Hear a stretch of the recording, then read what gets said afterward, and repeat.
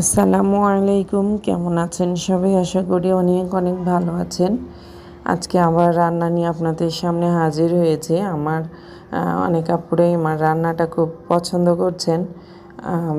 তো যেসব আপুরা আমার চ্যানেলের সাথে আছেন সবাইকে অসংখ্য অসংখ্য ধন্যবাদ জানাচ্ছি। তো আমি আজকে রান্নাটা শুরু করেছি সকালবেলা। নাস্তা করে নিয়ে দুপুরে রান্নাটা শুরু করেছি আর কি। তো সেটা আপনাদের সাথে শেয়ার করছি। তো বাচ্চারা স্কুলে চলে যায় তখন দুপুরে রান্নাটা করি, তবে বেশিরভাগ সময় চেষ্টা করি সকালেই রান্না করতে। মানে আসলে নিয়মের মধ্য করে কোনো কাজ করা হয় না, কারণ যখন যেটা মানে করলে সুবিধা হয় সেভাবে আমি কাজ করি। তো যাই হোক, দুপুরে রান্নাটা শুরু করেছি। তো এখানে আমি আলু আর কাঁঠালের বিচি দিয়ে একটা ভাজি করছি। এই কাঁঠালের বিচি কিন্তু বিভিন্ন অনেক রকম রেসিপি হয়, আর সব কিছুতেই কিন্তু অনেক মজা লাগে। তো আমি আবার আলুটা ভাজি করি নরম নরম করে। তো তেলের উপরে পেঁয়াজ মরিচ দিয়ে তারপরে আলু কাঁঠালের বিচি দিয়ে নিয়েছি, একটু পানি দিয়ে তারপরে এটাকে নেড়ে নেড়ে রান্নাটা করেছি। ঢাকা চাপা দিয়ে সিদ্ধ করে নিয়েছি, তো যাতে নরম নরম রান্নাটা হয়। সেই সাথে এখানে আমার আছে গরুর গোশ। আমি গরুর গোশ রান্না করেছি একটু। তো এখন আমি এখানে একটু মাছ রান্না করব, তো মাছটা ভেজে নিচ্ছি। এখানে আমি নিয়েছি কাতলা মাছ। কাতলা মাছের টুকরাগুলো আমি সুন্দরভাবে ধুয়ে নিই, এটাকে হলুদ লবণ দিয়ে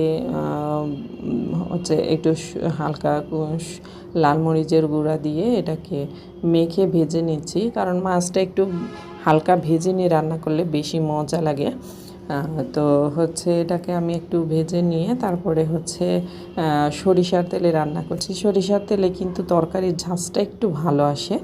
তো এখানে আমি একটু পেঁয়াজ বেরেস্তা করে নিয়েছি। পেঁয়াজ বেরেস্তাটা আগের দিনের মা চাচিরা কিন্তু খুবই খেতেন, এখনও গ্রামে আছে। বিশেষ করে আমি দেখি আমার শ্বশুরবাড়িতে এই পেঁয়াজ বেরেস্তা এরা মাছে খাবেই, না হলে মানে তাদের নাকি ভালো লাগে না। যাই হোক, তো আমার কাছেও ভালো লাগে। আর এই রান্নার আইটেমটা আসলে সব সময় একই রকম না, এই মাছ বিভিন্ন রকম করে রান্না করা যায়। তো যাই হোক, আমি আজকে পেঁয়াজ বেরেস্তা দিয়ে নিয়েছি, তারপরে পেঁয়াজ কয়েক কোয়া রসুন দিয়ে বেটে নিয়েছি। হালকা হাফ ইঞ্চির মতো একটু আদা নিয়েছি, নিয়ে সেটাকে বেটে নিয়েছি। তো সেটা তেলের উপর দিয়ে নিলাম, সাথে স্বাদ মতো লবণ দিলাম। এখানে হলুদ মরিচের গুঁড়া পরিমাণ মতো অ্যাড করে নিয়েছি। আর সাথে আমার যে নিজে হাতে তৈরি করা মশলার গুঁড়া, আমি সেটা এখানে ইউজ করেছি। তো আমি বিভিন্ন ধরনের মশলা নিজে হাতে সেটাকে পরিষ্কার করে সুন্দর করে নিজে গুঁড়া করে নিই। এই মশলাটা আমি সব কিছুতে ইউজ করতে পারি, যেমন সুন্দর সেন্ট তেমন অনেক স্বাদ। সত্যি তরকারির স্বাদটাও যেমন বাড়ায়, তেমন কালারটা সুন্দর হয়, তেমন সেন্টটাও অনেক ভালো হয়।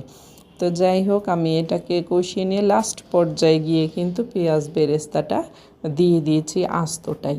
আমি বেটে নিইনি, এটা আস্তটা তরকারি যখন হয়ে গেছে তখন এটা দিয়ে নিয়েছি। দেখতে কিন্তু অনেক সুন্দর লাগছে, মনে যে মাছের কালাভুনা হয়েছে আর কি। সত্যিই খেতেও টেস্ট। তো এই তো আমাদের দুপুরের আয়োজন। এ পর্যন্তই। আল্লাহ হাফেজ।